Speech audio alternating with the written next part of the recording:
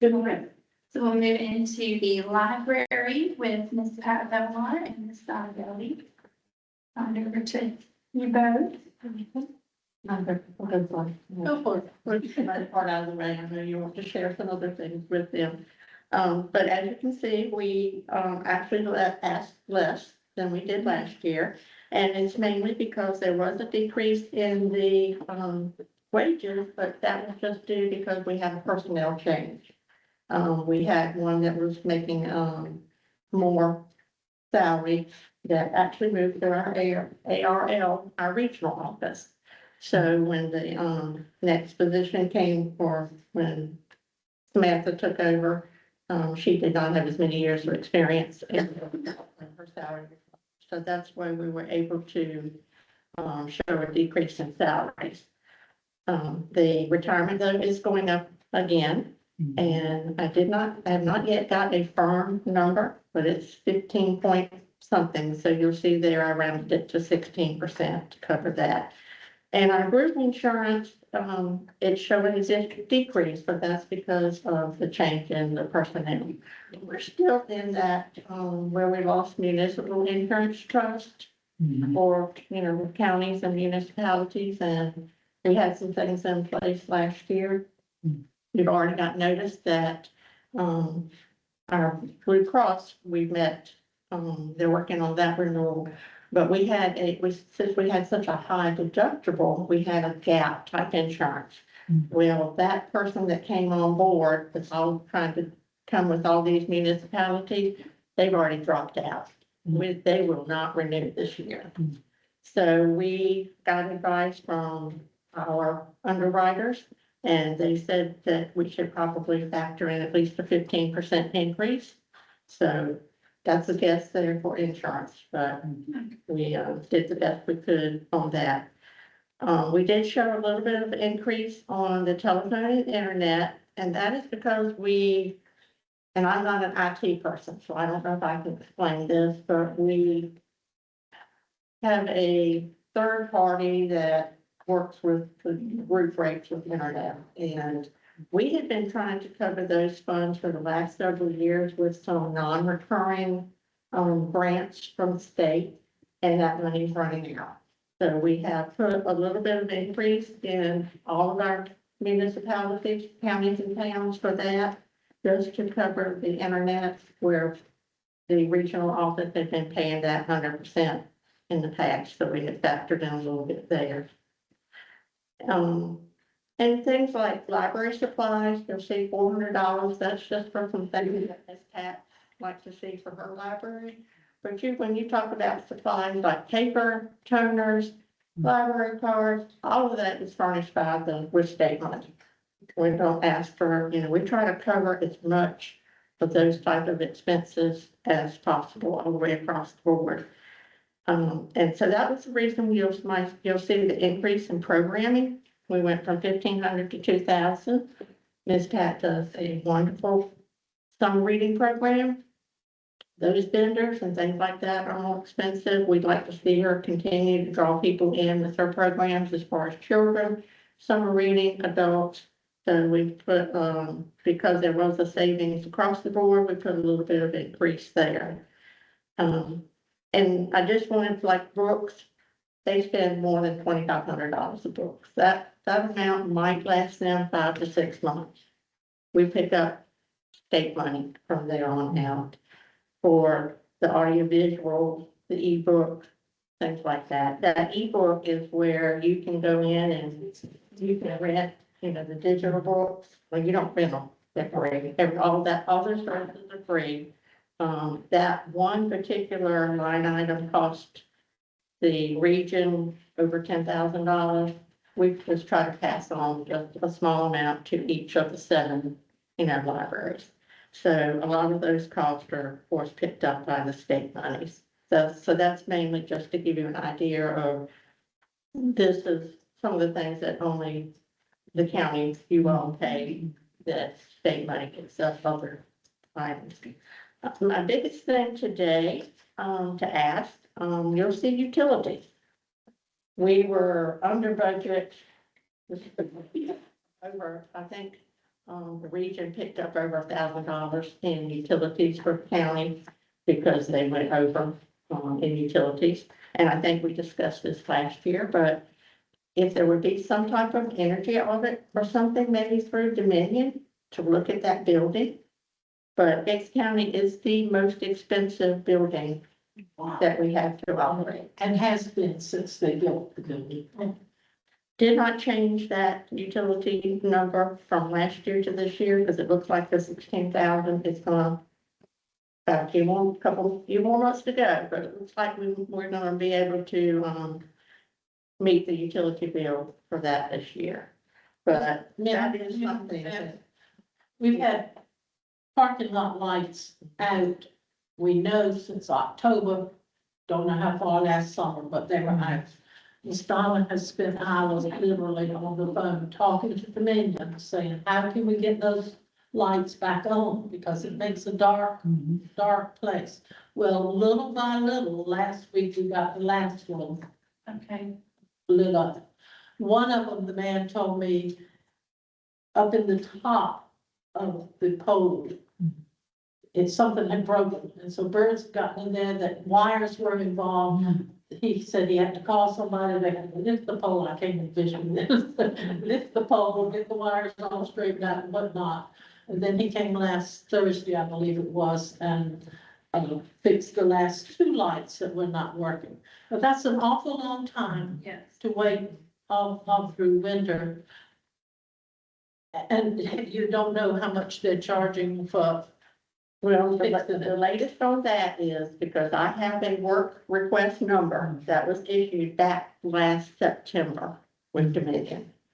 So periodically, we can call in and call us. Well, Ms. Pat said they were fixed. I called to get a date, a final date on the work order.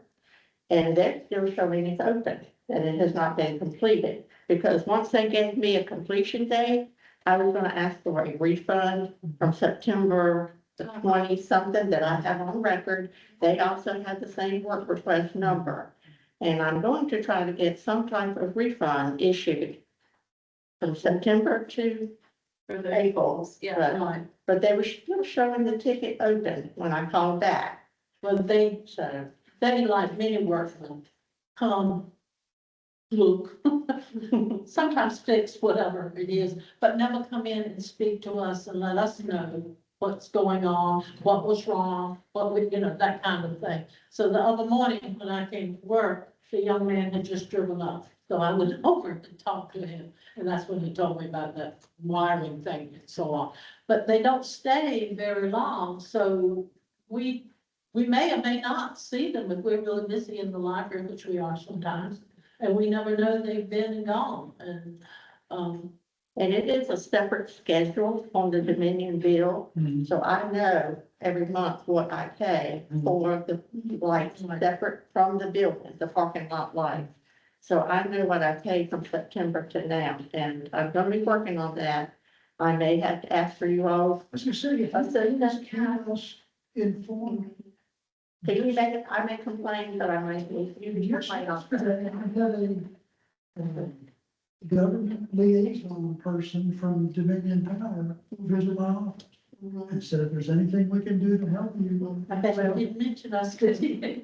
So, But if you have a contact, that would be great. It's a place to start. Yeah, I will let you know Okay. what I can come up with once I get a date, because I want to be able to tell them, okay, from September to whatever, March. If we might Right. be able to compel them to help with the energy on Mhm. it. Especially I for feel the like most expensive library in the system. Right. That's, I feel like they would offer some type of recommendation. In addition to that, the final light, is right at the exit to the parking lot. That light faces into the parking lot. There are no lights from that exit to the stop sign to the Gates house. No lights on that building, so if you go in, it's dark. It's very dark, and this is something we've mentioned over the years, but you know how it is, you get kind of tired of pushing. And so, That was our main request, you all help us maybe work with Dominion and also with the lane situation on the opposite side of the building. Now, if we get the parking lot fixed, that covers that side, but there is that, other side of the building that is dark. So that's our main request, is to maybe try to look and help with some lighting. And I'll mention, just because, Ashley wasn't in here for that, but if we could look at salaries down here, we have two part-time staff that are making $8.25 and $9 an hour, and that's just not accommodating for this time of year. That's all they're asking for, but I think that we need to look into raising that. I agree. It's not nearly enough for even driving back and forth. Now, Ms. Coburn is covered under the insurance, and that is paid because she is only on a single policy that is paid by the, Cause she's a full-time. Yeah. But when you'll see that most of our part-time work less than 20, and that keeps them out of the state retirement. Right. So they are not getting any benefits when they're under 19, and we have that across all 7 libraries. Their positions of 19 hours. Okay. And we have, one situation where we have a 19-hour employee that is shared between 2 branches. One should work 14 at one and 15 at another to help with cost. Yeah, where she travel to? One is where she works part-time in Winton, but then she lives in a high-speed and works part-time. So she was on here half the time to get away. Yeah. Yeah, it doesn't validate, right? Even $9,000. Are there any questions about any of the line items or? This is very, I'll let Ms. Pat if she wants to. There. Well, we stay busy. We don't have 100 people every day, but we provide a lot of things for people in the county. Computers, and they are used all the time. Maybe not all at the same time as it was before COVID. Before COVID, the room would be full, but they are used all the time. We provide printing, and they pay 15 cents a page if it's black and white, and 50 cents if it's in color, which I don't know if you can get it anywhere else, but I hate for us to go up on those prices because these people need it. Students need it, and if we charge more, we're not gonna be able to provide the service. We also have a fax machine, and we can fax things for people, and of course, it's gonna get hot and heavy this month. The rest of this month, and it always does, as does the printing.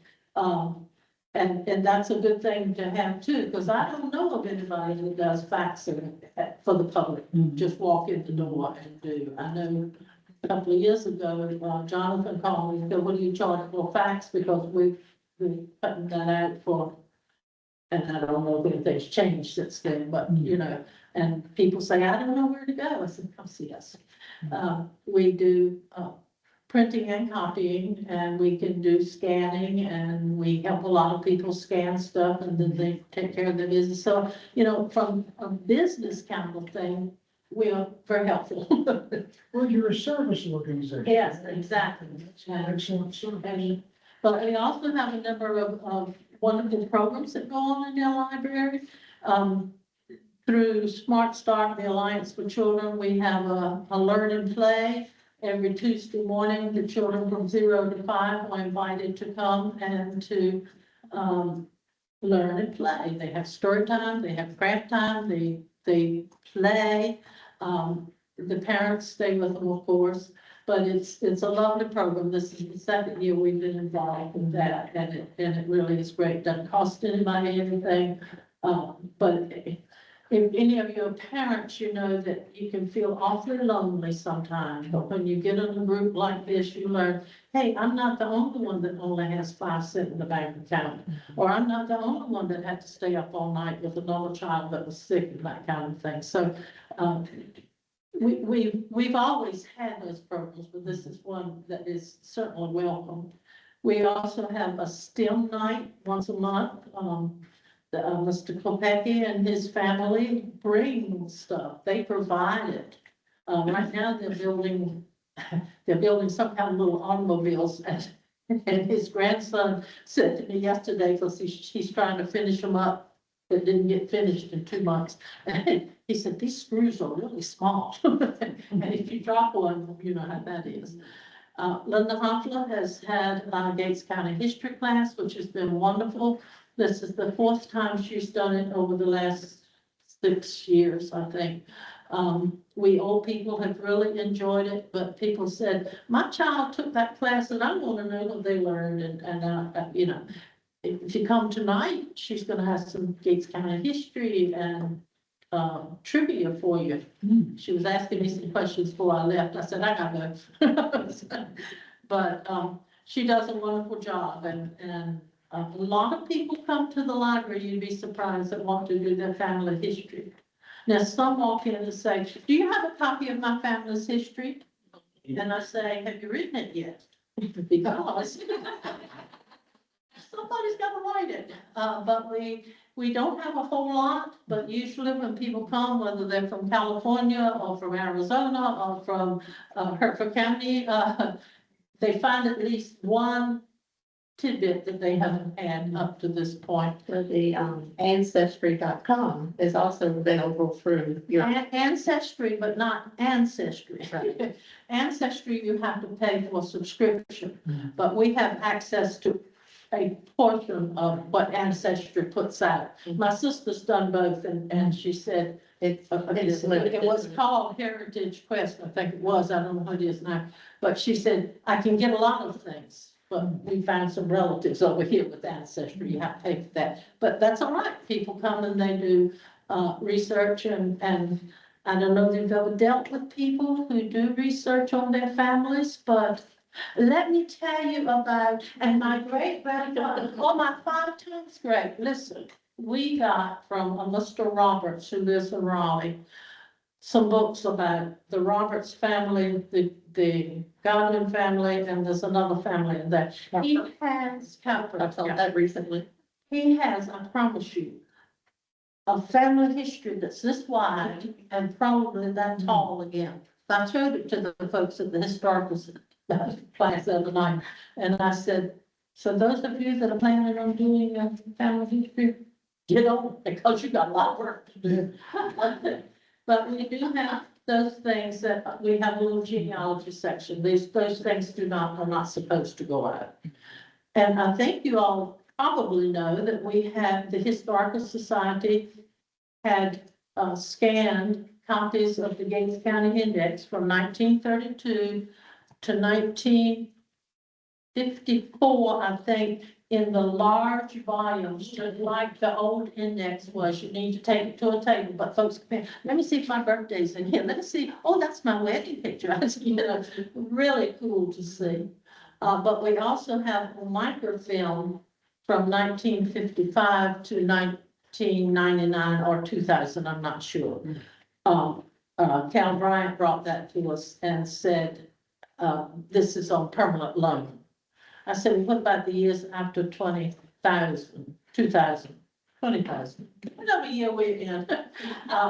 He said, I don't know what other editors did with it. And of course, now a lot of it's online and we don't have anything from 20 to 25, but it just the way it is. We had Lego Day yesterday.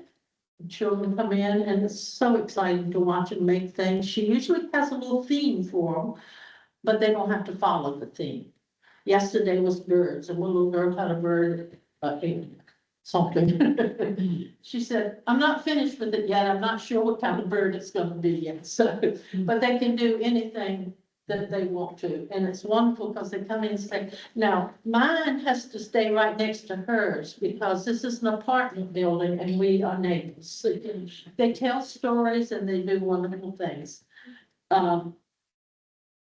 We had Michelle Warren was in today with the little girl that she's working with, and she gets on her little rug and we have some toys and some manipulative things, and she works with these children. So there are a lot of things going on. This morning, we had a class on computer and how to be safe with your computer or how to use your smartphone, and she's got 6 different weeks doing it. And nobody showed up, which makes us feel bad. She drove here from Greenville to have the program, but we can't drag them in. We can't drag them in. We have. And it's another thing, I think the libraries have, across the board have typically been a good hub for the community too, because of, say, when somebody wants to partner, say, this group or the community college, they have a place they can do that. And I think that ECU help. Now you can go into the library to do your. We can help and say, yeah, But they ECU has got this program going, but then they use the library as the hub. right, and people can come in. They're not, we don't know how to drag them in, we point to it, we say this is the way it is and what it is, and they do or do not use it. But it's there, and we are recommending these things. We have a puzzle to put together, and come put the puzzle together if you want to. And Nat Aspie used to come on her lunch hour, or before she went home at night, she said, this is how I just relax, it's just come and put a puzzle together, we got some pretty ones. So we stay busy, a lot of things going on. And Samantha is wonderful with getting the flyers and things out. I mean, if you look at our Gates County page, she's the one that does most of that. We talk about what we want, and she's the one that does that. And Carrie's only been there 6 months, but 6 months, it was July she came in, right? July, so 9 months. Time flies. But she knows people, I'm at the age I forget who is, and you walk in, I might not know who you are, but if you offer me a hug, we're okay. But anyhow, we stay busy, and it's still a wonderful place to be, and people still come back and say, I'm so glad you're here. Not just me, the library. So we thank you all for all your Yes, presentations and your absolutely. support. We do appreciate you all. We hear stories about other places, and I'm not talking about our region. When I go to library meetings, it's like, oh, thank goodness for Gates County. Well, we are grateful, and we will definitely talk about the salary part on the side and. No other questions? Thank you so much. Yeah, thank you.